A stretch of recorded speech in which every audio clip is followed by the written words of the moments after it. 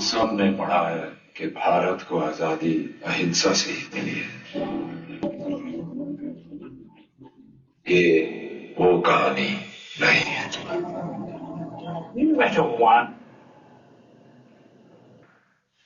नमस्कार, मैं हूं सुशील कुमार और लोकायन आईएएस एकेडमी के यूट्यूब चैनल पे आप सबका स्वागत है। हमारे साथ है इतिहास विषय के expert faculty professor cushion Deshmukh sir, director of Lokayan IAS academy. नमस्कार सर, आपका बहुत बहुत स्वागत है। हमारे आज के पॉडकास्ट का या आज के चर्चा का रीजन है अभी हाल फिलहाल में आया हुआ स्वतंत्र वीर सावरकर नाम का जो मूवी है, उस मूवी का एक ट्रेलर। दोस्तों, पिछले कुछ समय से ऐतिहासिक विषयों पे कई सारी मूवीज आती रही है, जैसे अभी फिलहाल में आई हुई आर्टिकल 370 हो, कुछ महीनों पहले आई हुई कश्मीर फाइल्स हो, और कई तरह की मूवीज आती रही है।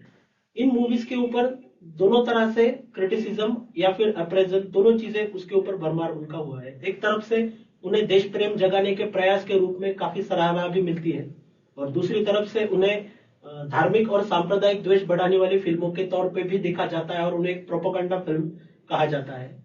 तो इन दो तरफा मतों के बीच में एक जागरूक नागरिक होने के नाते और एक इतिहास में रुचि होने के कारण, इतिहास विषय में, तो हमने ऐसे सोचा ये हमारा कर्तव्य बनता है कि इन दोनों तरह के ओपिनियंस के परे उठकर कुछ इन मूवीज में दिखाए गए प्रसंग और बताई गई कहानी, इनके ऊपर जाकर उसमें से जो सत्य जानना और उसके ऊपर चर्चा करना हमारा कर्तव्य बनता है। संस्कृत में एक सुभाषित है, वादे वादे जायते तत्वबोधः, बोधे बोधे भासते चंद्रचूड़ः। इसका मतलब अच्छी तरह से वाद विवाद करने पर ही असली ज्ञान की प्राप्ति होती है, और इसी ज्ञान के माध्यम से हमें परमेश्वर की प्राप्ति हो सकती है। तो आज हम इस सावरकर मूवी का ट्रेलर जो कि हमने थोड़ा देखा, तो उसको हम फ्रेम बाय फ्रेम देखेंगे, और जिन विषयों पर इस ट्रेलर में जिन विषयों को स्पर्श करने का उन्होंने प्रयत्न किया है, उस हर एक विषय को लेके उसके बारे में कुछ चर्चा करने का, उसके कुछ पॉजिटिव नेगेटिव पॉइंट्स देखने का, या फिर उसमें से कुछ कंटेंट निकालने का जो कि आम नागरिक और सिविल सर्विस एस्पिरेंट खासकर जिनके लिए उपयोगी हो, इस तरह की चर्चा हमारी हम लोग करने का प्रयास करेंगे। तो फिर से हम लोग ट्रेलर देखते हैं और उसके फ्रेम बाय फ्रेम हम लोग चर्चा करते हैं। जी सर। यस।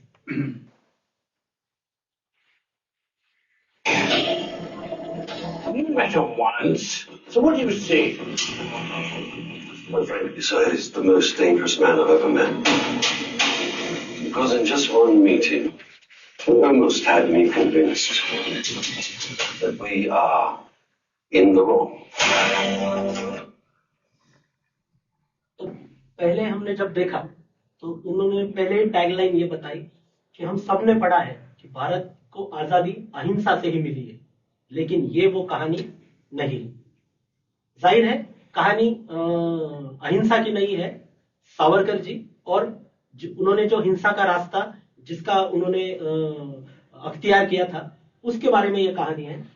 तो प्रश्न इस बारे में है सर, आपको क्या लगता है कि भारत को हिंसा से ज्यादा जल्दी आजादी मिल सकती थी, जैसा आगे मूवी में और कई बार क्लेम किया जाता है कि 1912 तक ही आजादी मिल सकती थी वगैरह, और गांधी जी की अहिंसा की लड़ाई और क्रांतिवीरों की हिंसा की लड़ाई, इन दो चीजों में तत्व और तंत्र, इसमें क्या फर्क है?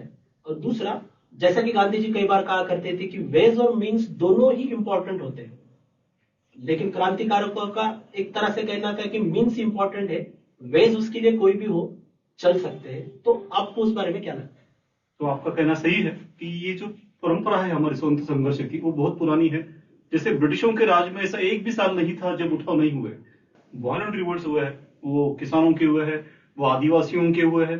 जैसे अब रिसेंटली आरआरआर करके फिल्म आई थी, उसमें कोमारम भीमा और अल्लरी सीताराम राजू का रिवोल्ट दिखाया था।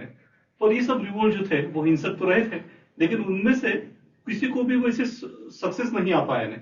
और इस तरह से एक डेड एंड आ चुका था कि उस तरह के रिवोल्ट्स का है।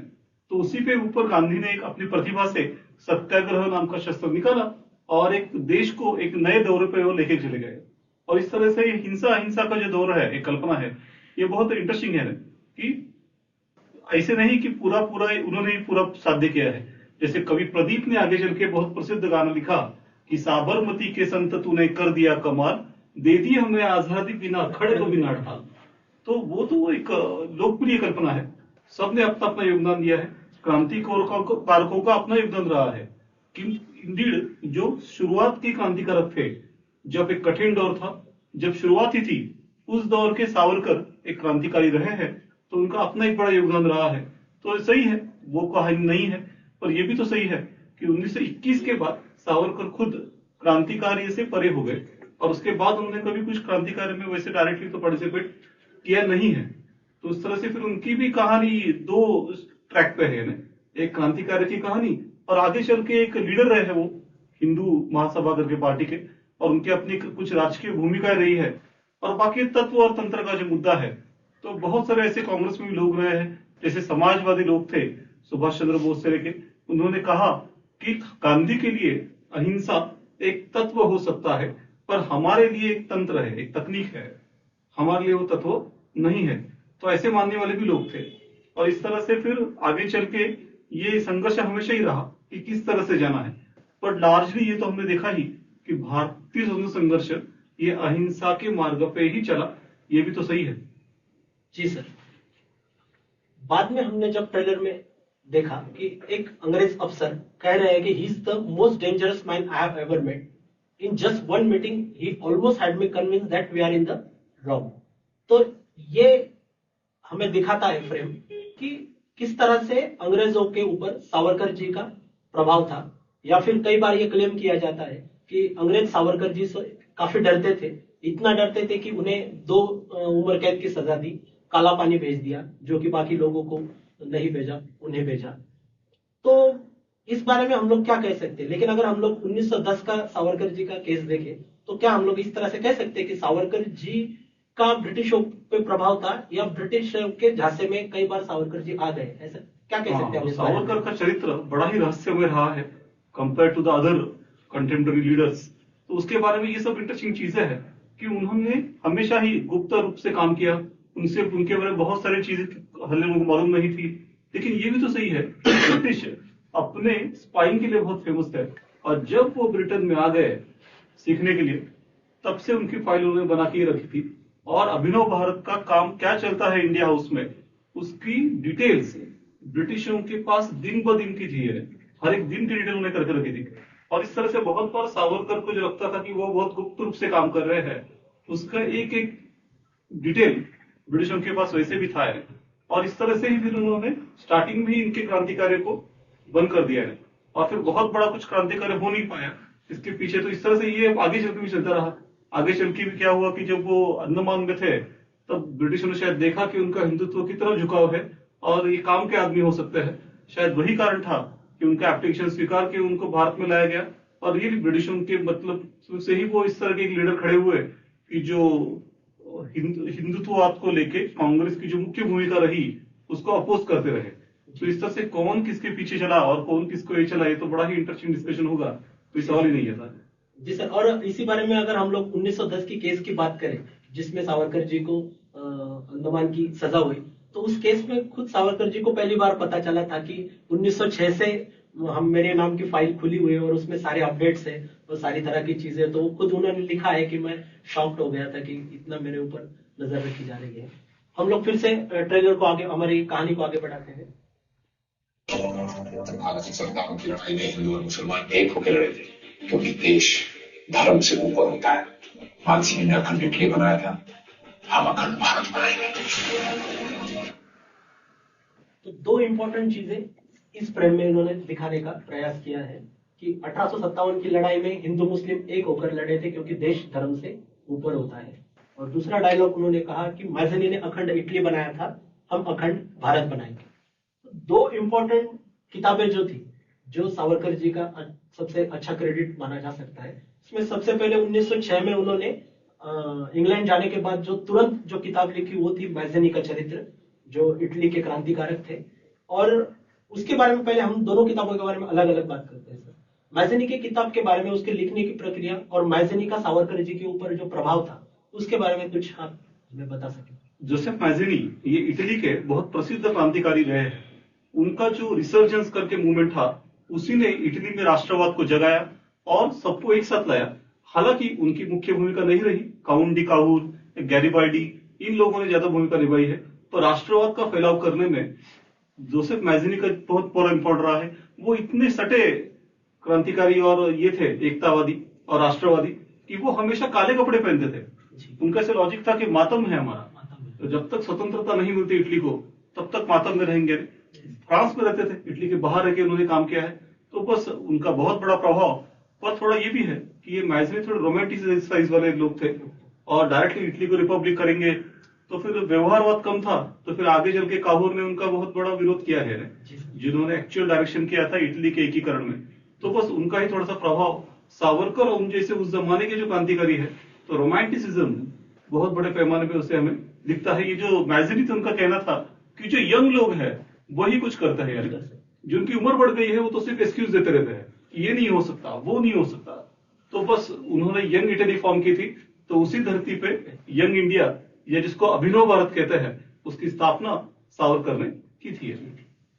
तो इसी को आगे बढ़ाते हुए जो दूसरा सवाल है सर, जो 1857 के स्वतंत्र समर किताब जो यहाँ पे दिखाई गई, करेक्ट, तो वो सावरकर जी का सबसे बड़ा क्रेडिट एक माना जा सकता है। बराबर। तो उसके राइटिंग की प्रोसेस जो मैज़नी की किताब के बाद उन्होंने लिखी, उस किताब वो ऐसी पहली किताब थी जहां तक सुनने में कि जिसको पब्लिशिंग के पहले ही उसके ऊपर प्री पब्लिशिंग उसके ऊपर बैन आ गया था।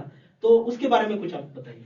तो सावरकर ने अपने लाइफ में बहुत सारे किरदार निभाए। जैसे वो एक इतिहासकार थे, एक लेखक थे, कवि थे, नाटककार थे, क्रांतिकारी थे, राजकीय नेता थे।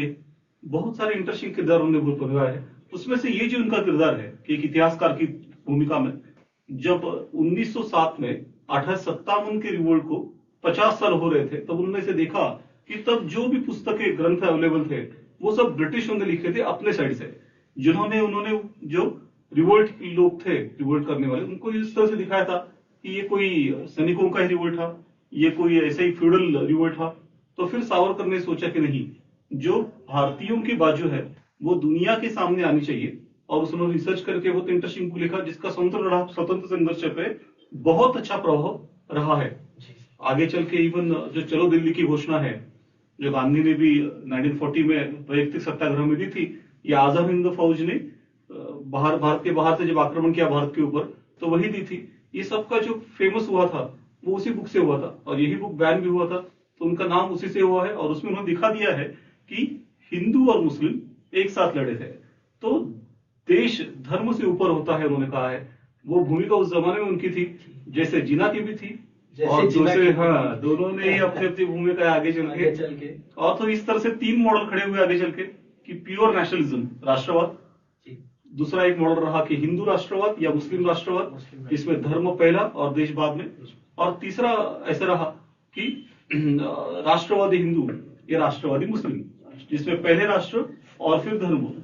तो इस तरह से सिर्फ राष्ट्रवाद, मुस्लिम राष्ट्रवाद या हिंदू राष्ट्रवाद, और या फिर राष्ट्रवादी हिंदू या राष्ट्रवादी मुस्लिम। तो इस तरह से ये भूमिका है बदलती गई, ऐसे हम देख सकते हैं।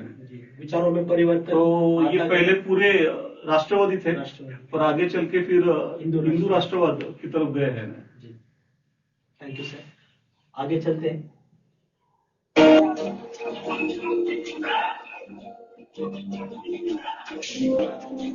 सागर के उस पार जाने से शुरू हो सकता है। अरे ये सागर तो भारत माता के चरण धोता है, पूरी दुनिया घुमा के मुझे फिर से तुम्हारे पास ले आएगा।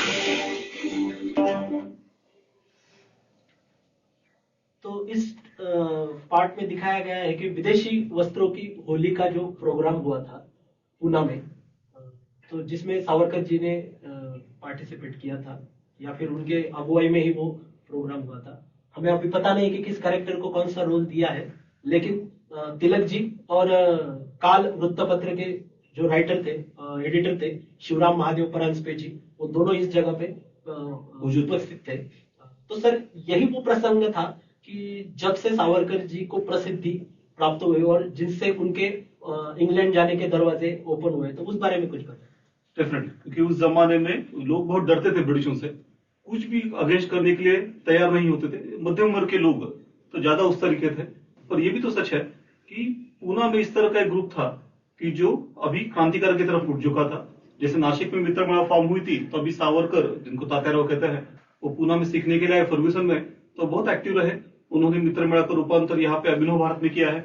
और वहां पे वो अब ये जो ग्रुप है वो थोड़ा देखने जैसा है। चित्पान ब्राह्मण मेनली लोग थे सभी।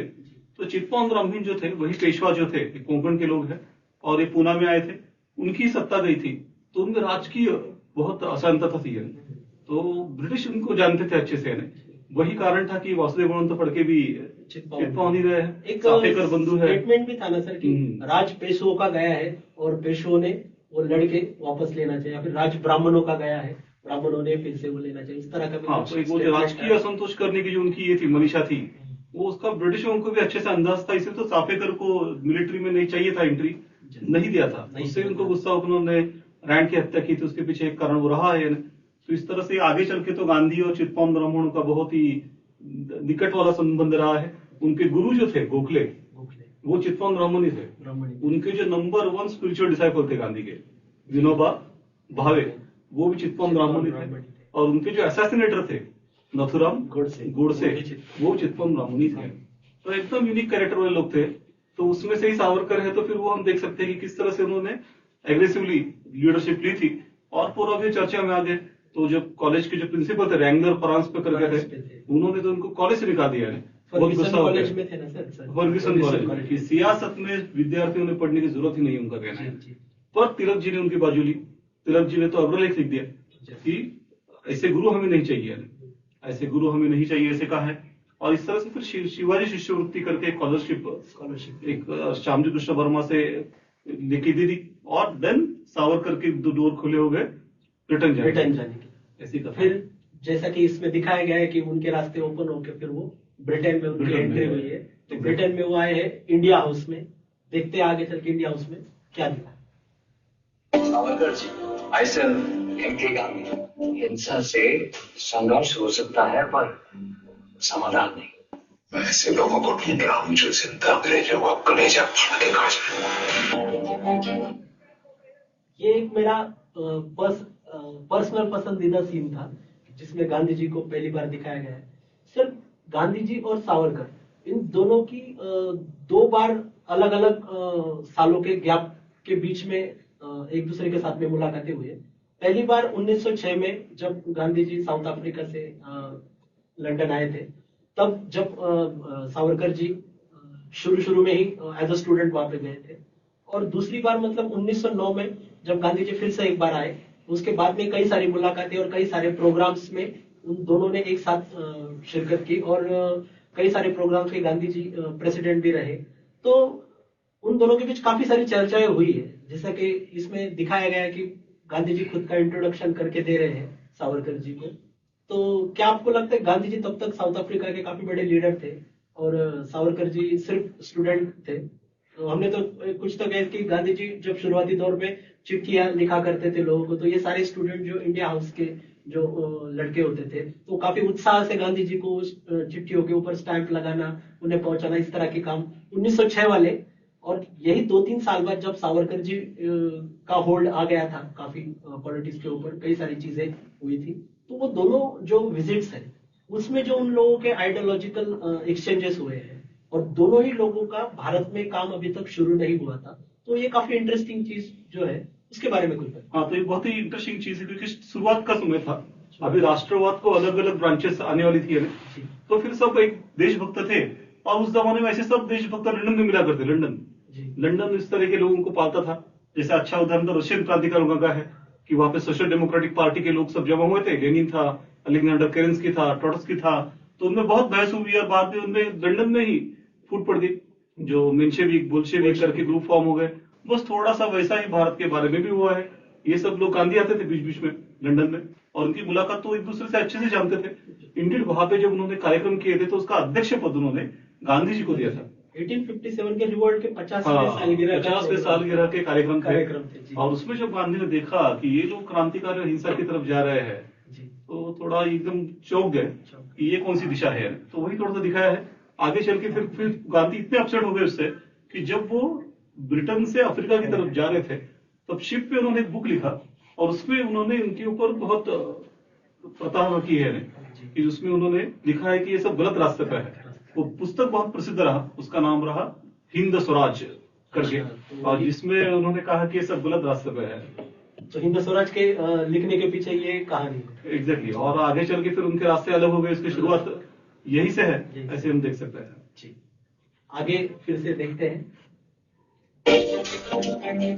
बातों और मीटिंगों का समय समाप्त। हमें यहाँ से भारत बंदूकें भेजनी होगी और अंग्रेजी फौज में अपने सिख भाइयों को चिट्ठी लिखनी होगी कि वो बगावत के लिए तैयार रहे। 1912 तक हम इनको मार मार के भगा देंगे या इनको डांटते मारते मर जाएंगे। तो इसमें 3-4 बातें हमें दिखाई देती है। कई लोग शपथ लेते हुए दिख रहे हैं। मेरे ख्याल से एक मदनलाल धिंगरा होंगे, दूसरे अनंत लक्ष्मण कानेरे होंगे, और तीसरा जो उन्होंने उसमें मेंशन किया है वो 1912 तक का। इसका मतलब उन्हें गदर मूवमेंट एक्सपेक्टेड है कि गदर मूवमेंट के पीछे भी। तो इसके बारे में हम लोग अलग अलग सवालों से जानने का प्रयास करेंगे। पहली चीज तो यह है कि पहला जो पॉलिटिकल मर्डर हुआ वो करजन वाइली का हुआ, जो मदनलाल धिंगरा जी ने किया लंदन में। तो उसके बारे में और उसके बैकग्राउंड के बारे में कुछ। तो जो मदनलाल धिंगरा थे, अभिनव भारत के सदस्य थे, बहुत ही प्रभावित थे, क्रांतिकारक है। शहादत के लिए कौन सा समय सही होता है, उन्होंने जब सावरकर से पूछा था तो सावरकर ने उनको जवाब दिया था कि जब राष्ट्र परतंत्र हो तो हर एक समय शहादत के लिए ही है। तो इस तरह से फिर वो प्रभावित हो चुके थे, और फिर उन्होंने सोचा कि मैं कुछ करके दिखाता हूं, और इस तरह से उन्होंने करजन वाइली करके जो भारत मंत्री के सचिव थे, secretary to state of India, तो उनकी हत्या की थी। तो ये भारतीय क्रांतिकारकों ने किया हुआ पहला ऐसा वारदात थी ब्रिटेन में, किसी ब्रिटिश आदमी को मारा गया। तब तक तो ये साफ हो चुका था कि भारत में ब्रिटिश सेफ नहीं है, और इस घटना ने ये साफ कर दिया कि खुद ब्रिटेन में भी ब्रिटिश अभी सेफ नहीं है। तो बहुत ही प्रसिद्ध घटना रही है। और दूसरा ही एक रिपरकशन ऐसे रहा कि दूसरा एक वारदात नासिक में हुई, और जिसमें अनंत कान्हेरे, 17 साल के युवक ने नासिक का जो कलेक्टर था जैक्सन, उसकी हत्या नासिक में की है। उसको नासिक कॉन्स्पिरेसी केस करके कहा जाता है। लेकिन सर एक जो इम्पोर्टेंट चीज है जो इस ट्रेलर में भी कहीं दिखी नहीं है, और जो प्रोबेबली फिल्म में होगी या नहीं पता नहीं, सावरकर जी के जो बड़े भाई है बाबाराव सावरकर जी, तो बाबाराव सावरकर जी को सजा हुई, इसके गुस्से में ही करजन वाइली की लंदन में हत्या हुई है। और बाबाराव सावरकर जी के केस को सेशन कोर्ट्स में जाने के लिए अनुमति दी। इस गुनाह की वजह से भी जैक्सन की नासिक में हत्या हुई है। मतलब दोनों हत्याओं के पीछे बाबाराव मतलब गणेश विनायक दामोदर सावरकर के बजाय उनके बड़े भाई गणेश दामोदर सावरकर और बाबाराव सावरकर, उनको सजा होना ज्यादा क्रांतिकारकों को खला। तो इसका मतलब बाबाराव सावरकर जी का प्रभाव काफी ज्यादा था, तो उसको कहीं तक उसको उतना इंपॉर्टेंस नहीं मिला है, ऐसा आपको लगता है कि? या फिर बाबाराव सावरकर जी के बारे में कुछ थोड़ा उसको बताइए। सही है कि इनके जो बड़े भाई थे बाबाराव सावरकर, वो बहुत ही शार्प नेशनलिस्ट थे, एग्रेसिव थे बहुत ही। तो ये तात्याराव ज्यादा फेमस रहे, जो मिडिल्स वाले सावरकर है, जिन्हें विनायक दामोदर सावरकर कहा जाता है। पर उनके ऊपर गुरु की तरह प्रभाव रहा अपने बड़े भाई का, बाबाराव जी का। और बाबाराव ने क्या किया था कि अलग अलग कवियों की कविताएं एकत्र की थी और उसको पब्लिश किया था। पर ब्रिटिशर ने उस पब्लिकेशन के ऊपर आक्षेप लिया, क्योंकि उसमें सब हिंसा के बारे में, स्वतंत्रता के बारे में हम करेंगे। इनकी जो घोषणा थी वही थी कि स्वतंत्रता लक्ष्मी की जय, एक स्वतंत्रता चाहिए हमें। ये लोग धार्मिक अंग से स्वतंत्रता की बातें कर रहे थे। वो तो ब्रिटिशों को अच्छे से पता चल गया कि ज्यादा डेंजरस हो सकता है सिर्फ स्वतंत्रता से आने। तो इस तरह से उनको पकड़ा गया, और तभी गुस्सा होकर ये सब वारदातें हुई। तो ये तो सही है कि क्रांति का समय कौन सा है वो समझना चाहिए, क्योंकि बहुत बार नहीं समझा। जैसे 1905 में लेनिन वापिस आया था रशिया में, उसको लगा कि क्रांति का समय आ गया, पर नहीं आया था, जब जार बच गया। पर बाद में 1917 फाइनली क्रांति हुई। तो इस तरह से यहाँ पे भी एक छोटी सी घटना के ऊपर उन्होंने अपना सब खोल दिया और सब पत्ते क्लियर कर दिया और एकदम आघात कर दिया। पर शायद वो समय आगे वाला था, जैसे गदर ने अपॉर्चुनिटी ली फर्स्ट वर्ल्ड वॉर, जिसे महान युद्ध कहते थे, ग्रेट वॉर, और उसके बारे में उन्होंने संकेत दिया है। पर ये तो सही है कि इन लोगों ने पहले ही ऐसा कुछ ट्राई कर दिया, तो उनकी जो ताकत है वो वहीं पे खत्म हो गई, और फिर बाद में वो ज्यादा कुछ कर नहीं पाए। पश्चिम भारत की जो क्रांतिकारी मूवमेंट है वो उसी सब केसेस में खत्म हो गई है। और आगे चल के जो गदर ने बड़ा उठाव किया, इसमें ये लोग कोई अपना योगदान नहीं दे पाए हैं। जी, और सावरकर जी के जो मौसेरे भाई थे, जिन्हें अभिनव भारत का इतिहासकार कहा जाता है, विष्णु भट्ट जी, उन्होंने भी ये कहा था कि इस घटना की वजह से मतलब वो गोलियां जैक्सन को लगी, लेकिन उससे मृत अभिनव भारत हो गई, और आगे चल के महाराष्ट्र का क्रांति कार्य में कुछ उतना पूरा फ्रीडम स्ट्रगल चला, लेकिन एक पैरेलल मूवमेंट करके क्रांति जो रिवोल्यूशनरी मूवमेंट थी उसका इतना कुछ पार्टिसिपेशन महाराष्ट्र में तो भी नहीं दिखता है। उसका रीजन अभिनव भारत का एक अर्ली डिमाइस हो सकता है, ऐसे हम लोग करेक्ट कह सकते हैं। हैं। जी सर। और उसी बारे में जो उन्होंने लास्ट में ये ट्रेलर में मेंशन किया है कि सावरकर जी कहते हैं कि हमारे सिख भाइयों को अंग्रेजी फौज में जो है उन्हें चिट्ठी लिखनी होगी, सो हम लोग 1912 तक अंग्रेजों को मार मार के भगा देंगे या फिर उसको मारते मारते मर जाएंगे। तो इसका मतलब है कि गदर मूवमेंट के पीछे सावरकर जी की आइडिया थी, ये थोड़ा क्रेडिट देने का प्रयास यहाँ पे हमें दिखता है। तो क्या इस बारे में कह सकते हैं हम लोग, गदर मूवमेंट के का क्रेडिट हम लोग दे सकते हैं? क्रेडिट देने का सवाल नहीं आता, थोड़ा सा लिंकेज था। जैसे जब लंदन में इंडिया हाउस को सील कर दिया तो सब क्रांतिकारी अलग अलग जगह पे बिखर गए। तो उसमें से प्रमुख क्रांतिकारी थे लाला हरदयाल, वो अमेरिका में गए। तो ऑलरेडी सैन फ्रांसिस्को में सोहन सिंह बखना ने हिंद एसोसिएशन की स्थापना की थी। वो सब व्यापारी और किसान लोग थे, और उनको ऐसे कोई नेता की जरूरत थी। तो अभी ये हरदयाल वहां पे सेक्रेटरी बन गए, तो बहुत उत्साहित है। उन्होंने ही एक फोर्टनाइटली पाक्षिक निकाला था, जिसका नाम था गदर, जिसकी वजह से ये लोग गदर वाले करके पहचाने गए। और इन लोगों ने जोरदार मूवमेंट चलाई, जिसे गदर मूवमेंट कहता है। और फिर उन्हें जो आइडिया है कि they try to make another revolt, क्योंकि 1857 के रिवोल्ट में सिखों ने वो उठाव दबाने में ब्रिटिशों की सहायता की, और इस तरह से उनके राष्ट्रवाद पे एक धब्बा लग गया था। तो उनको मिटाना ही था, तो वो पार्टिसिपेट करने वाले थे। तो ये बड़ी अपॉर्चुनिटी थी, और जो गदर ने दी, और उसकी वजह से ही फिर आगे चल के ब्रिटिशों ने एक इंडिया सिक्योरिटी एक्ट करके एक इमरजेंसी घोषित कर दी, और पूरा देश पूरा एक हाथ में लेके दबा दिया सब कुछ है। और ये बड़ी अपॉर्चुनिटी आगे चल के आई। थोड़ा इंडिया है, पर सब क्रेडिट सावरकर को देने का फिर ऐसा लगा कि अरे सावरकर को सब कुछ पहले मालूम था। आपको से प्रोपेगेंडा फिल्म है, और प्रोपेगेंडा फिल्म बनाने की अभी 100 साल से ज्यादा ये चलती है। तो अच्छा है, उससे हमें डिस्कशन करने की अपॉर्चुनिटी मिलती है। जी सर, आगे देखते हैं।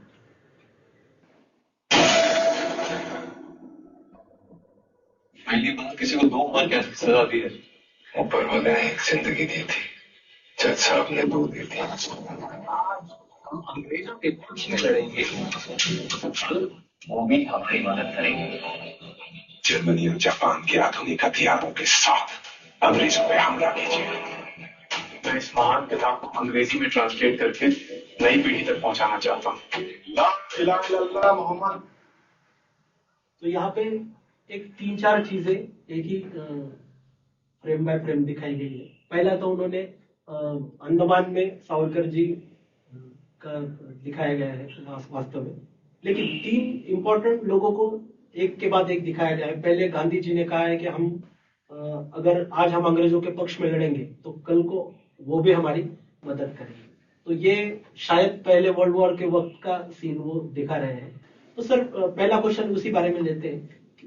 पहले वर्ल्ड वॉर और सेकंड वर्ल्ड वॉर दोनों के वक्त गांधी जी और सावरकर दोनों की भूमिकाएं अलग अलग हो गई थी पहले वर्ल्ड वॉर के बारे में, और वो ऐसे उनकी भूमिकाओं में अंतर जो आया है तो एक दूसरी चेंज हो गई है। तो उस बारे में थोड़ा बताएं। वो थोड़ा इंटरेस्टिंग एपिसोड है कि ये लोग तो क्रांतिकारी करके भारत को सुंदर करने चाहते थे, और एकदम तीव्र उनकी भावनाएं थी, जैसे हमें दिखता है। और उसी समय में गांधी जी जो थे, उन्होंने ब्रिटिशों के लिए रिक्रूटमेंट करने की कोशिश की थी। भारत भर घूमे थे, उनको बड़ा सक्सेस नहीं आया था, पर फिर भी उनके एफर्ट्स देखते हुए ब्रिटिशों ने उनको कैसर हिंद दे दिया था। First world war Savarkar criticise किया था गांधी इज रिक्रूटमेंट वीर, एक रिक्रूटमेंट वाले आदमी है ब्रिटिशों के लिए रिक्रूटमेंट करता है, और इस तरह से क्रिटिसिज्म भी हुआ था। सेकंड वर्ल्ड वॉर में इंटरेस्टिंगली इनकी पोजीशन उल्टी है कि तब तो गांधी और तिलक और बेजंट और जिन्ना सबने ब्रिटिशों की सहायता की थी, कि सोचा था कि कुछ बार्गेनिंग में ले लेंगे हम। और दूसरे महायुद्ध के समय अभी उल्टी भूमिका है। खुद गांधी ने क्विट इंडिया करके अंतिम आंदोलन का घोषणा की थी। अंतिम आंदोलन था, करो या मरो की घोषणा की थी। और उसी समय सावरकर की भूमिका उल्टी रही कि ब्रिटिश ना जाए। इनडायरेक्टली उन्होंने कहा है कि British should quit but keep their army, अपना सैन्य रख के जाए। अभी सैन्य रख के कस के जाए, तो सैन्य भी रखो और खुद भी रहो है। तो इस तरह से जो एक स्वतंत्र सेनानी थे पहले, वो तो बोल रहे थे कि ब्रिटिश ना जाए तो अच्छा है, क्योंकि वो गए तो शायद मुस्लिम हम पे अटैक कर देंगे, तो एक थोड़ा का ये रहा कि अब कुछ होगा तो उससे अच्छा ब्रिटिश हो तो अच्छा ही है। तो इस तरह से हम देखते हैं कि कैसे फर्स्ट वर्ल्ड वॉर और सेकंड वर्ल्ड वॉर में दोनों की भूमिका एग्जैक्टली एक दूसरे के अपोजिट रही है। और सेकंड वर्ल्ड वॉर में सावरकर जी ने भी कुछ रिक्रूटमेंट के बारे में प्रयास किए थे, वो दिखाया उन्होंने, वो आगे चल के उन्होंने दिखाया कि उसका उन्होंने विजन ये दिखाया, हम लोग आगे देखेंगे। राइट, ठीक है सर। दूसरा उन्होंने दिखाया कि सावरकर जी और सुभाष बाबू दोनों की, सुभाष चंद्र बोस जी दोनों की यहाँ पे भेंट हुई थी। तो वहां पे उन्होंने कहा है कि जर्मनी और जापान के आधुनिक हथियारों के साथ अंग्रेजों पे हमला कीजिए। तो जो सुभाष बाबू ने बाद में किया, फिर उसका क्रेडिट भी कई सावरकर जी ने उन्हें आइडियाज दी और ऐसा उन्होंने क्रेडिट देने का प्रयास किया है। तो क्या हम कह सकते हैं कि सुभाष चंद्र बोस जी ने जो आगे चल के किया उसका क्रेडिट सावरकर जी ने उनको आइडियाज दी होंगी? सुभाष चंद्र बोस ये आईसीएस बने हुए थे, उसके बाद उन्होंने वो छोड़ के स्वतंत्र संघर्ष में ये किया। He is one of the main young leader emerge in the Congress. एक तरुण नेता थे, समाजवाद की तरफ झुके थे, उन्हें पूंजीवाद, समाजवाद, साम्यवाद इस सब की अच्छी जानकारी थी। जब वो जिनीवा में रहते थे स्विट्जरलैंड, एक बार रोम में जाके मुसोलिनी से भी मिले थे, 2 बार वो कांग्रेस के अध्यक्ष हो चुके थे। तो इस तरह से सुभाष अपने आप में एक बहुत बड़े नेता थे भारत के। एक बार तो गांधी जी को हरा के उन्होंने जीते थे। तो उसके बाद जब वो लड़ाई पूरी तरह नहीं कर सके, तब उनको अध्यक्ष पद का इस्तीफा देना पड़ा और उन्हें कांग्रेस से भी निकाला गया। तब वो अपनी फॉरवर्ड ब्लॉक करके विंग लेके कोई अगर मित्र मिलते हैं तो उसको ढूंढ रहे थे, और उसी की चर्चा करने के लिए वो 1940 में मुंबई में आके सावरकर को मिले। उसी समय उन्होंने जिन्ना से भी मुलाकात की थी, ये भी देखने जैसा है। और थोड़ा लिंक देख सकते हैं हम, ऐसे नहीं कि एक ही साइड से है, कि Savarkar was in touch with the Rashbehari Bose, जो पहले के समय के क्रांतिकारी थे, जो जापान भाग गए थे और उन्होंने वहां पे एक इंडिया इंडिपेंडेंस लीग की स्थापना की थी। और उनके बारे में सावरकर ने कुछ बोला होगा या दोनों को लिंक करने की कोशिश की होगी, ऐसा हो सकता है। पर अगर ऐसा कुछ है भी तो उस जमाने की 1940 की बात है, तब तक तो जापान के युद्ध में उतरा ही नहीं था जी, और तो जर्मनी उतरा था। और इनकी तो आइडिया थी सुभाष चंद्र की कि जो सोशलिस्टों की फादरलैंड है वो है रशिया जाके उसका साथ लेके भारत फ्री करना है, ऐसे उनको लगता था। हम अगर सुभाष जी के चरित्र के बारे में पढ़े तो अफगानिस्तान जाने के बाद में उन्होंने पहला वही किया था कि रशिया जाते हैं, तो वो फेल हुआ, इसलिए फिर वो जर्मनी में कुछ ना हो पाया, तो उसके बाद फिर जापान। तो अभी इतना सब कुछ सावरकर को पहले ही चला गया था, ऐसे अगर हमें लगता है। तो फिर ये दिव्य दृष्टि का उदाहरण, दिव्य दृष्टि सावरकर, और तो कुछ नहीं है। जी, ऐसा हम कह सकते हैं। और तीसरा उन्होंने जो लास्ट में सीन लिखाया कि जिसमें भगत सिंह कहते हैं कि मैं इस महान किताब को अंग्रेजी में ट्रांसलेट करके नई पीढ़ी तक पहुंचाना चाहता हूँ। तो ये किताब तो 1907-8 में ही बन गई थी, तो ओरिजिनली मराठी में लिखी गई थी। मेरे ख्याल से उसका उसी वक्त ट्रांसलेशन भी कुछ सालों में ही हुआ था। तो एक हम लोग कैसे कह सकते हैं भगत सिंह जी ने उसे प्रकाशित की थी या उसको ट्रांसलेट किया था? और दूसरी बात, भगत सिंह और सावरकर जी उन दोनों की कभी भेंट हुई थी या नहीं हुई थी? और तीसरी बात यह है कि भगत सिंह जी की आइडियोलॉजी और सावरकर जी की आइडियोलॉजी, तो ये एक दूसरे के ऊपर एक दूसरे को क्लैश करती है या साथ में चलती है, उस बारे में कुछ बताइए। अब ये तो थोड़ा सिनेमैटिक लिबर्टी का ही मामला है कि जब वो किताब लिखी गई तो भगत सिंह तो 2 साल के थे, 2 साल की। जब वो इंग्लिश ट्रांसलेशन हुआ तो वो 4 साल के थे। तो 4 साल की उम्र में ही उन्होंने मराठी सीख ली, क्योंकि मराठी में पुस्तक थी और उसका अंग्रेजी में भाषांतर कर दिया, ट्रांसलेशन। तो वो तो नहीं, आगे चल के यस उन्होंने पढ़ी है बुक, उन्होंने हिंदू को तो पादशाही भी पढ़ी है सावरकर की, और वो एक इंटेलेक्चुअल रहे हैं भगत सिंह, तो उन्होंने वो ठीक से समझ लिया है कि उनका क्या कहना है। और अपने पहले के जमाने के क्रांतिकारक है सावरकर, तो उनके सावरकर के प्रति उनकी बहुत आदर की भावना है, वो उन्होंने लिखी भी है। और उससे हमें भगत सिंह की मैच्योरिटी दिखती है कि how much mature as a person he is. तो इस तरह से ये संबंध जो है वो इस तरह के रहे, यानी उनकी दोनों की कभी मुलाकात होने का सवाल तो कभी आया ही नहीं है। जब उनको फांसी दिया गया तब खुद सावरकर जी ने उनके ऊपर एक कविता भी लिखी है, तो इसे एक दूसरे के प्रति उनका आदर रहा है। पर अगर हम भूमिकाएं देखेंगे तो ये Bhagat Singh is a hero of a communist people, साम्यवादी रहे हैं और साम्यवाद धर्म विरोधी रहा है, और उनके पूरे अलग तरीके के सोचे हैं। वो राष्ट्रवाद को एक कैपिटलिस्ट बात मानते हैं और इंटरनेशनलिस्ट भूमिका उनकी एक होती है। अगर हम सावरकर का देखेंगे तो वो हिंदुत्व एक धार्मिक कल्पना है जिसको पॉलिटिक्स में लाना चाहते थे, और राष्ट्र भोले थे, यानी कि राष्ट्र के बारे में बहुत इमोशनल उनका ये था, यानी जो इन लोगों का नहीं था। तो अगर भगत सिंह जिंदा रहते तो ये पॉलिटिक्स में एक दूसरे के सामने ही आते, विरोध ही आते, इसमें तो कोई शक ही नहीं है। और सर मतलब भगत सिंह के बारे में अगर हम लोग कहें तो लाला लाजपत राय जी से भी उनके वैचारिक विरोधी थे, सीनियर लीडर है, लेकिन फिर भी लाला जी की मृत्यु का बदला लेने के लिए यही लोग आगे आए। तो इसका मतलब उन्हें पहले जो स्टेप के जितने भी लीडर्स थे उन सबके बारे में आदर की भावना, उनके विचार को साइड में रख के आदर की भावना भगत सिंह जी ने दिखाई है। तो आगे देखते हैं।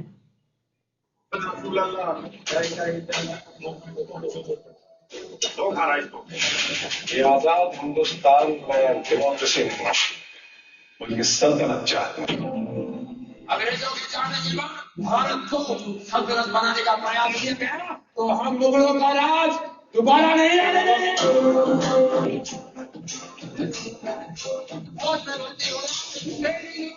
समय बताएंगे इन बंधुओं की नदी किस ओर घुमाने।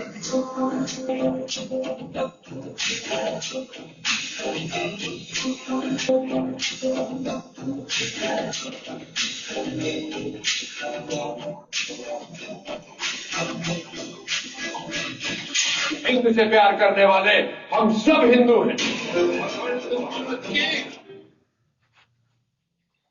तो कई सारी चीजें इसमें दिखाई गई है। पहले बात तो जिना का वो डायलॉग लग रहा है कि आजाद हिंदुस्तान में डेमोक्रेसी नहीं बल्कि सल्तनत चाहते हैं, तो जिसके ऊपर काउंटर सावरकर जी कहते हैं कि अंग्रेजों के जाने के बाद भारत में सल्तनत बनाने का प्रयास किया गया, तो हम मुगलों का राज दोबारा नहीं आने देंगे। तो एक एक करके इन चीजों को समझते हैं। तो लेकिन सर जहां तक हमने सुना है कि जहाँ पे सावरकर जी सल्तनत को, मुगल सल्तनत को अपोज करते हुए यहाँ पे दिख रहे हैं, लेकिन पूरे भारत में जब कहीं पे भी इस तरह की कोई चीज नहीं थी।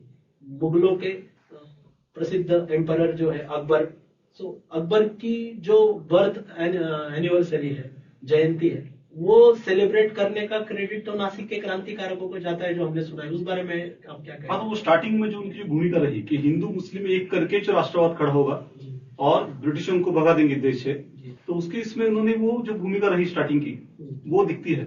और जैसे उन्होंने दिखाया कि अंडमान में जब काला पानी की सजा भोग रहे थे, तब उनके विचार जो है, जो पहले ही उसमें बीच थे ही, वो आगे आगे बदलते गए। उन्होंने देखा कि कैसे इस्लाम को यहाँ पे ब्रिटिश बहुत ट्रिकी थे, उन्होंने वहां पे धर्मांतर करने की कोशिश की, लेकिन इस्लाम की तरफ, ना ही क्रिश्चियनिटी की तरफ। तो ये सावरकर को लगने लगा कि धर्मांतर होता है तो राष्ट्रांतर होता है, यानी धर्म बदलता है तो लोग अपना राष्ट्र बदल देते हैं। तो ये बड़ा ही अच्छा डिबेट रहा है कि अगर ब्रिटिश जाते हैं तो क्या होगा। तो फिर ऐसा था कि यानी मुस्लिमों की तो बहुत सारी चाहत थी कि वापिस अब तक आ जाए, सल्तनत आ जाए, जैसे पहले मुस्लिमों का राज हुआ करता था, ऐसा लगता है। तो उसके बारे में तिलक जो थे उनको ये शक्यता मालूम थी, पर तिलक बड़े ट्रिकी थे। उन्होंने लखनऊ पैक्ट में कह दिया था कि अगर स्वराज सिर्फ मुस्लिमों को मिलता है और हिंदू उनके नीचे जाते हैं तो मुझे चलेगा। 800 साल निकाले हैं हिंदू ने मुस्लिमों के नीचे, कुछ फर्क नहीं पड़ता है, तो चल जाएगा, उनका कहना था। ऐसा तिलक जी हाँ, ऐसा तिलक ने कहा है, कॉन्फिडेंट है कि टैकल कर लेंगे, कोई इशू नहीं है। सावरकर की थोड़ी बात अलग है, उनको जब ये शक्यता सामने आई तब वो हड़बड़ा गए हैं।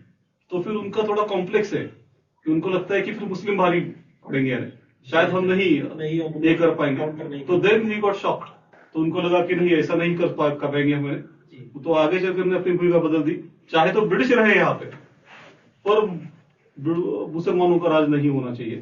तो इस तरह से उनका पूरा अटेंशन ही पूरे आगे चल के ब्रिटिश छोड़ के मुसलमानों की तरफ रहा, और वही उनके राष्ट्रवाद की फिर आगे चल के एक फिलोसॉफी रही, ऐसे हम देख सकते हैं। उन्होंने जो दूसरा उसमें ये जो डायलॉग कहा है कि फौज में भर्ती हो जाओ, ट्रेनिंग लो, समय बताएगा कि बंदूक की नली किस ओर घुमानी है। तो सावरकर की जो एक फेमस आइडियोलॉजी रही है, militarisation of the society, correct, तो उसके बारे में क्या कह सकते हैं? तो ये थोड़ी सी आइडिया ऐसी है कि one should be ready for the war all the time as a society. तो आर्मी खड़ी रहती है, तो आर्मी तो हार्डली 0.1% होती है ना, उससे ज्यादा तो होती नहीं आज के जमाने में। तो नहीं, पूरे सोसाइटी का एक मिलिट्री, तो मिलिट्राइजेशन की उस जमाने में बात चली थी, जैसे हिटलर है, मुसोलिनी है, इन लोगों ने ये किया ही था कि they have gone for the compulsory military training. तो तो उस तरह के आइडिया अभी भी गवर्नमेंट अग्निवीर करके जो स्कीम है उसमें पार्टली वही है, टूर टू ड्यूटी करके कंसेप्ट है, जैसे इजराइल में तो थोड़ा होता है। इसराइल में कंपल्सरी। तो ये एक इंटरेस्टिंग आइडिया है कि एक तरह की रिजर्व आर्मी खड़ी करो, सबको मिलिट्री ट्रेनिंग दे दो। और उसकी दूसरी बाजू भी होती है, जब इस तरह के आप ट्रेनिंग देते हो तो लोगों का डेमोक्रेटिक के प्रति जो ये होता है लगाव वो कम होने लगता है। लोग डिबेट के बजाय यानी फॉलो, ओबे, फॉलो एंड टेक एक्शन, उस तरह के इसमें जाते हैं यानी। और फिर इस तरह से एक तरह का एक डिक्टेटरशिप की तरफ फिर माहौल घूमता जाता है यानी। तो इस तरह से मिलिट्राइजेशन अभी हम अच्छा नहीं मानते उस तरह का यानी। मिलिट्री है तो मिलिट्री की ट्रेनिंग तो होती है, बराबर है, उनका काम भी अपना है, पर military is always kept under the civil rule, वो भी माना जाता है कि सिविल रूल के अंडर ही रहे और वो आगे अपने से कुछ काम न करे यानी। तो ये सब बातें तो थोड़ा कैसे कि मिलिट्री के बारे में जो सावरकर ने बार बार एम्फोसिस किया वो थोड़ा अलग रहा कि वो भारत के अलग अलग नेताओं में उनकी विशेषता रही कि वो एकमात्र नेता थे जिन्होंने बार बार मिलिट्रिसाइजेशन और भारत की बॉर्डर सिक्योर करने के बारे में कुछ न कुछ वो हमेशा कहते रहे। सर एक सीन इसमें दिखाया है जिसमें नारियल फोड़ते हुए दिखाया है, मेरे हिसाब से वो पतित पावन मंदिर के उद्घाटन के प्रसंग का सीन हो सकता है।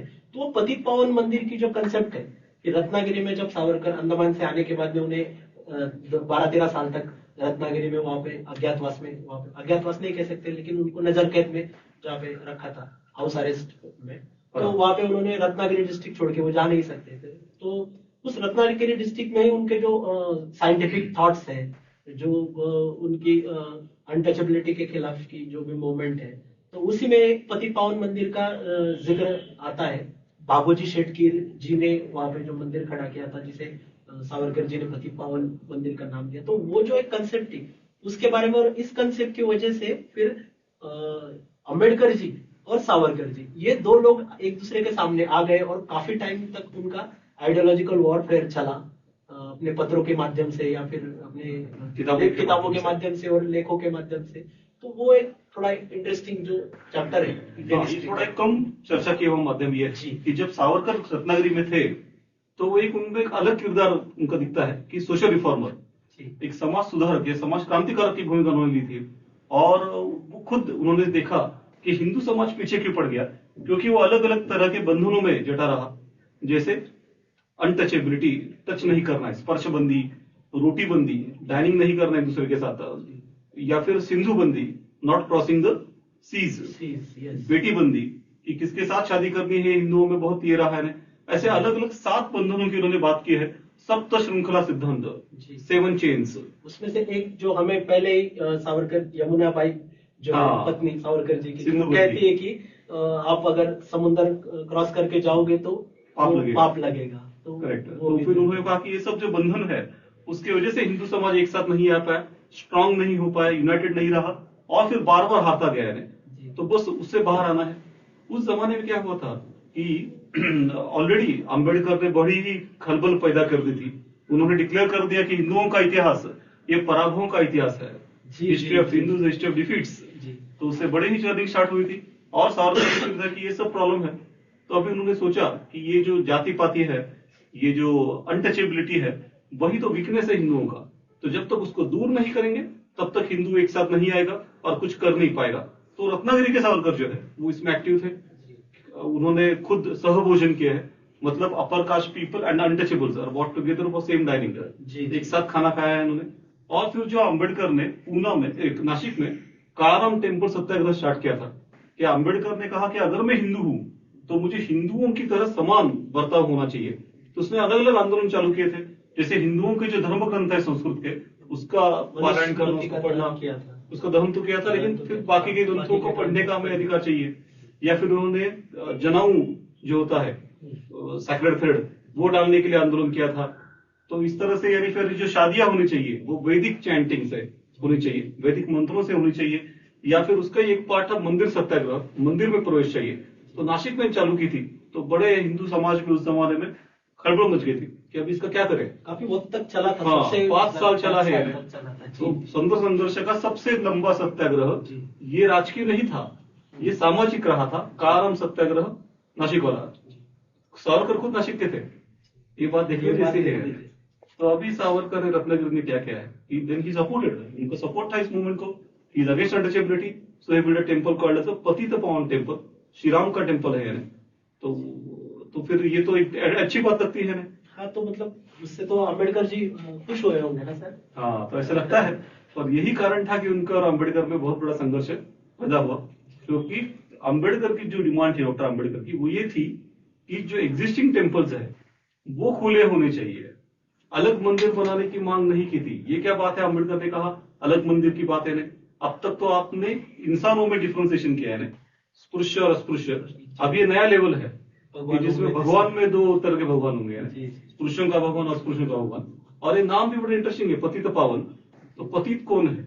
जो अस्पृश्य है वो पतित है, ये जो इस तरह के अपने जैसे इंसानों को बिहेव करते हैं वो पतित है। तो कोई ऊपर से आएगा और दूसरों को पावन करेगा, ये कल्पना ही इंटरेस्टिंग है। तो अम्बेडकर तो गुस्सा हो गए बहुत, और उनको ऐसा लगा कि इस तरह से अगर जाने वाला है तो कब रिफॉर्म होने वाले हैं, क्योंकि जो उस जमाने के हिंदू नेता थे उसमें सबसे प्रोग्रेसिव सावरकर माना जाते थे।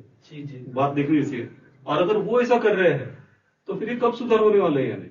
उसके बाद ये अम्बेडकर फिर ये हो गए, और उसके बाद उन्होंने जो धर्मांतर का रास्ता लिया, उसके पीछे ये सब एपिसोड्स कारणीभूत है।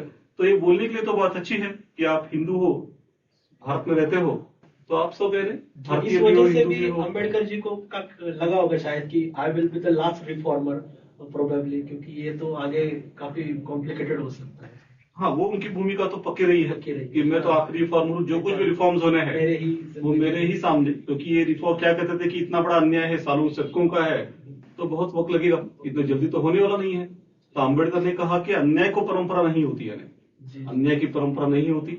आप तो अन्याय की भी परंपरा निकाल कर रहे हैं कि आप बोल रहे कि थोड़ी देर रुको, आगे चल के हम आपका अन्याय कम करेंगे, उसके आगे चल के और कम करेंगे, और एक दिन अन्याय रुका देंगे। तो ये क्या बात है? अन्याय का परंपरा होती है क्या? तो इमीडिएटली रुकना चाहिए। तो उसके ऊपर जो झगड़ा हुआ वो बहुत ही ऐतिहासिक रहा, और बहुत ही समझने वाली बात रही कि उसमें क्या कंक्लूजन हुआ। ये तो हमारे हिंदुस्तान का नसीब ही कहा जा सकता है कि अलग अलग तरह के हर फील्ड के इंटेलेक्चुअल्स जो है एक्चुअली ये सावरकर के लिए बड़ी अपॉर्चुनिटी थी कि अगर उन्होंने पूरे तरह से झोंक दिया होता उस जमाने में समाज सुधारणा की जिसमें, तो बहुत अलग कैरेक्टर पर गए थे। और जो उनका पहले का कार्य था उससे बड़ा कैरेक्टर करके वो आते हैं सामने। एक बड़ी अपॉर्चुनिटी थी उनके सामने जो नहीं ले पाई है, अनफॉर्चुनेटली।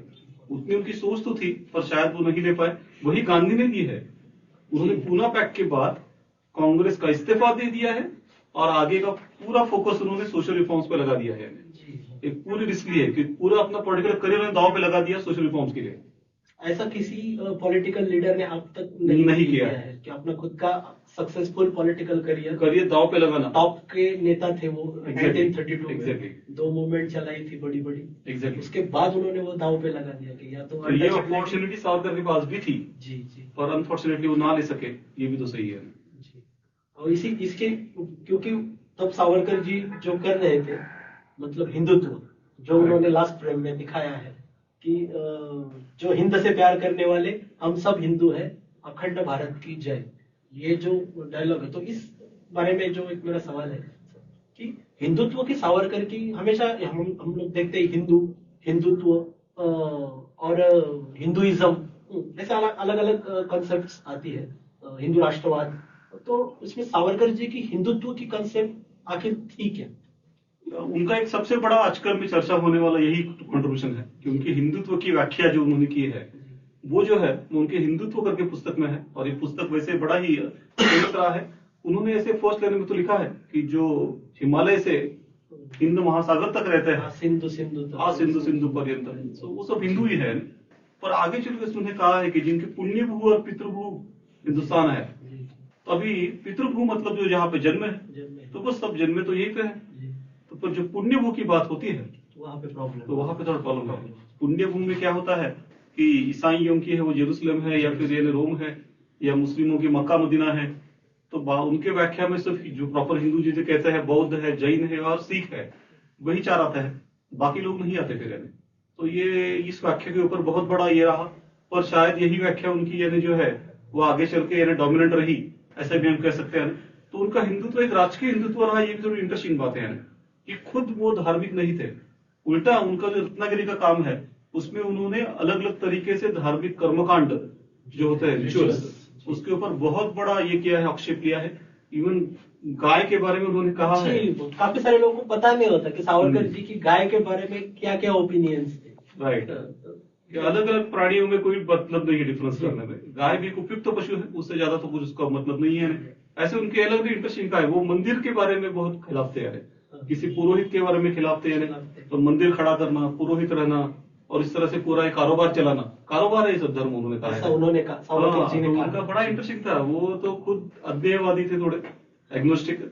तो उनका धर्म की पूरी कल्पना ये राजकीय रही है, धार्मिक अंग से नहीं रही है, ऐसे हम कह सकते हैं।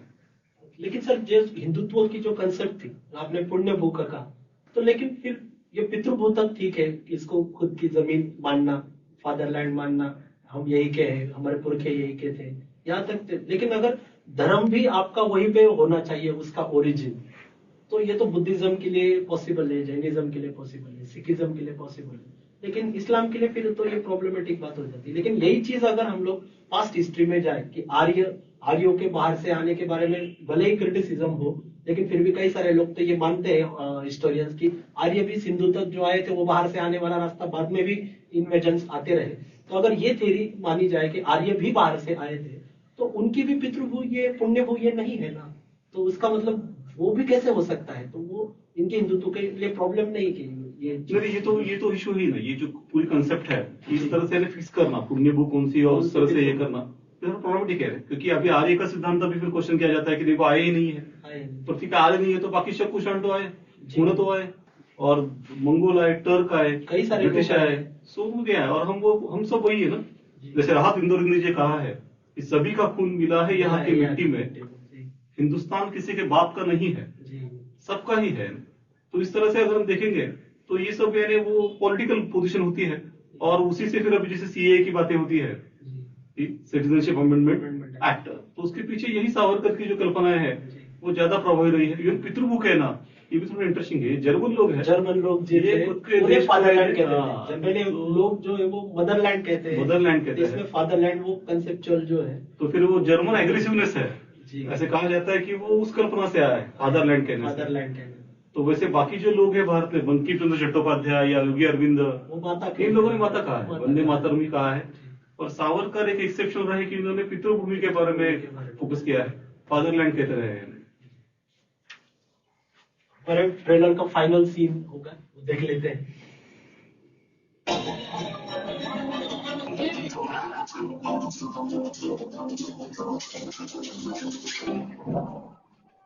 आपने कभी सोचा है कि कांग्रेस के किसी मेंबर को काला पानी की सजा क्यों नहीं हुई?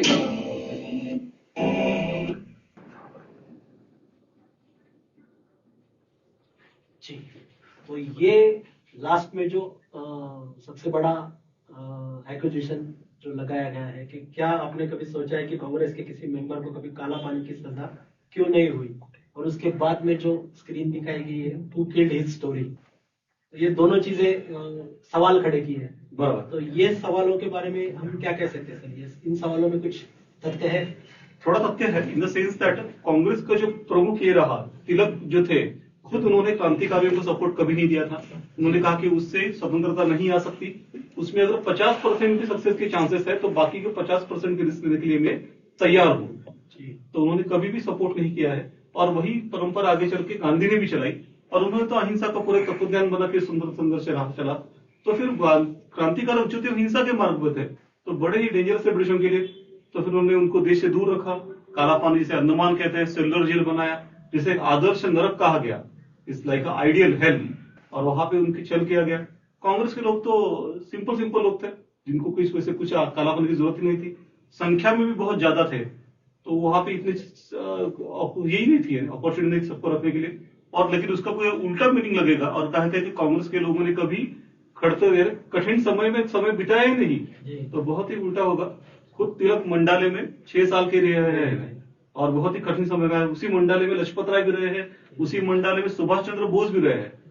इन लोगों ने सालों निकाले हैं जेल में। बाबू जी की तो तबीयत खराब हो जाने की वजह से उन्हें लाना पड़ा जी। तो इसलिए कांग्रेस के लोगों ने नहीं निकाला, ऐसे कुछ लगेगा तो फिर बहुत ही इंटरेस्टिंग आइडिया हो गया। और दूसरा जो उन्होंने कि हु किल्ड हिज स्टोरी, तो क्या लगता है सर आपको कि आज तक सावरकर जी की स्टोरी जिन लोगों ने स्वतंत्र संघर्ष में पार्टिसिपेट किया, हम सबके ऋणी है। किसी ने 1 घंटा भी पार्टिसिपेट किया है स्वतंत्र संघर्ष में, तो हम उनके ऋणी हैं। पर मुझे उल्टा लगता है, सावरकर एम्पलीफाई हुए ज्यादा, उनके कॉन्ट्रीब्यूशन कंपेरेटिवली उनके ज्यादा चर्चा होती है। इसके पहले भी सुधीर फड़के ने उनके ऊपर फिल्म लगाई थी, उसके लिए बहुत सारे डायरेक्टर बदले थे, अनेकों से पैसे जमा किए थे, इतना सब कुछ करके वो ठीक से नहीं बनी, और अभी फिल्म आई है उसका ही हम परीक्षण कर रहे हैं। तो इस तरह से ऐसी कोई बात नहीं है, कोई फील करेगा, डेमोक्रेसी है, हर एक की अपनी अपनी बाजू आती है सामने। हजारों की संख्या में इवन क्रांतिकारकों को भी ले तो हजारों की संख्या में क्रांतिकारक थे, बराबर, उनमें से मेजोरिटी लोगों ने तो अपनी जान दी है। कई सारे लोगों ने कई सारे अपने कष्ट सहन किए। इवन अगर हम अंडमान की ले ले तो एक छोटा सा डिस्ट्रिक्ट है जलगांव टाइप वाला, तो उसके भी छोटे छोटे तालुका प्लेसेस में से भी अंडमान गए हुए लोग हैं। सिविल सर्विसेज में कई बार ये क्वेश्चन आते हैं कि वो मैच द पेयर्स में क्वेश्चन आते हैं कि अंडमान से कौन कौन किस किस जगह से गया है, पंढरपुर से कौन गया है, औरंगाबाद से कौन गया है, इस तरह से। तो ऐसे तो भारत में कई जगहों से अंडमान से लोग गए हैं। तो ये जो आरोप है, तो हम लोग इसके बजाय ऐसा कह सकते हैं कि क्रांतिकारकों में भी सावरकर जी को सबसे ज्यादा उनकी स्टोरी बताई गई है, किल करना तो बहुत दूर की बात है, ऐसा हम कह सकते हैं। या उनको खुद को अपॉर्चुनिटी मिली, क्योंकि वो एक पहले के जमाने के क्रांतिकारक थे जो आगे चल के जिंदा भी रहे।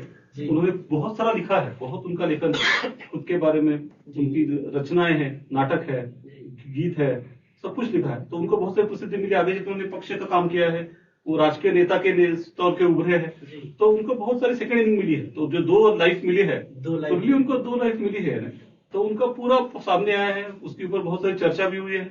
अभी इन लोगों ने गांधी हत्या के बारे में क्या दिखाया हमें तो मालूम नहीं, जब हम पिक्चर आएगा तो वो हम लिखते हैं, वो हम रिजर्व रखते हैं, तो उससे तो और इंटरेस्टिंग चर्चा हो सकती है कि क्या भूमिकाएं थी और क्या हुआ है एग्जैक्टली। कई सारी चीजें उन्होंने दिखाई है या नहीं है, जो भी है हम तो चर्चा भी सबको आना चाहिए। जैसे इतिहास आगे चलता है तो हम सबकी बातें होनी चाहिए, जिन लोगों ने योगदान दिया था हर एक के बारे में। जैसे हमने देखा कि आरआरआर जैसे फिल्म ने ये जो आदिवासी है उनका भी आगे लाया, उनका भी क्या काम ये कारण है, व्हाट इज देयर कॉन्ट्रीब्यूशन। तो इस तरह से अलग अलग जो लोग हैं, छोटे छोटे गाँव के भी है, तो उनका भी आगे आना चाहिए, सबको आना चाहिए, सावरकर का भी आना चाहिए, उनका भी आना चाहिए। अच्छा है, संथालों का आना चाहिए, कोलों का आना चाहिए, एग्जैक्टली, मुंडाओं का आना चाहिए, एग्जैक्टली, वारलियों का आना चाहिए, कोकड़ा है, रामोशियों का, काफी लोग आना चाहिए, एग्जैक्टली। कई लोगों ने जाने दी है, तो इस तरह से सबका आया तो अच्छा है, सबका चर्चा हो और ये अच्छा है। तो ये काफी अच्छी बातें हुई, और जो दर्शक है, मैं आशा करता हूँ कि इस चर्चा से दर्शकों को, खासकर जो सिविल सर्विस एस्पिरेंट है, उनका काफी ज्ञानवर्धन हुआ होगा। तो इसके लिए मैं भूषण सर का तहे दिल से शुक्रिया अदा करता हूँ। हमारा यही प्रयास रहेगा कि आगे चल के इसी तरह के ऐतिहासिक विषय हो, या फिर कुछ रिलीजियस सब्जेक्ट हो, या फिर जो कुछ करंट में कुछ आया तो उससे रिलेटेड कुछ जनरल स्टडीज से रिलेटेड कुछ हम उसके ऊपर डिस्कस कर सके। ऐसे चीजों पे हम लोग पॉडकास्ट करने का और आगे प्रयास करेंगे। तो ये हमारा ये प्रयास आप लोगों को कैसे लगा, ये आप अपने सुझावों के साथ कमेंट बॉक्स में लिख सकते हैं। सर, आपने जो इस पॉडकास्ट में सहभागी आप हुए और कई तरह की बातें बताई, कई तरह की नई बातें थी जो शायद हमारे दर्शकों को पहली बार पता चली होगी। तो आपका बहुत बहुत शुक्रिया। पढ़ते रहिए और जागरूकता के साथ आगे बढ़ते रहिए। Thank you so much. नमस्कार।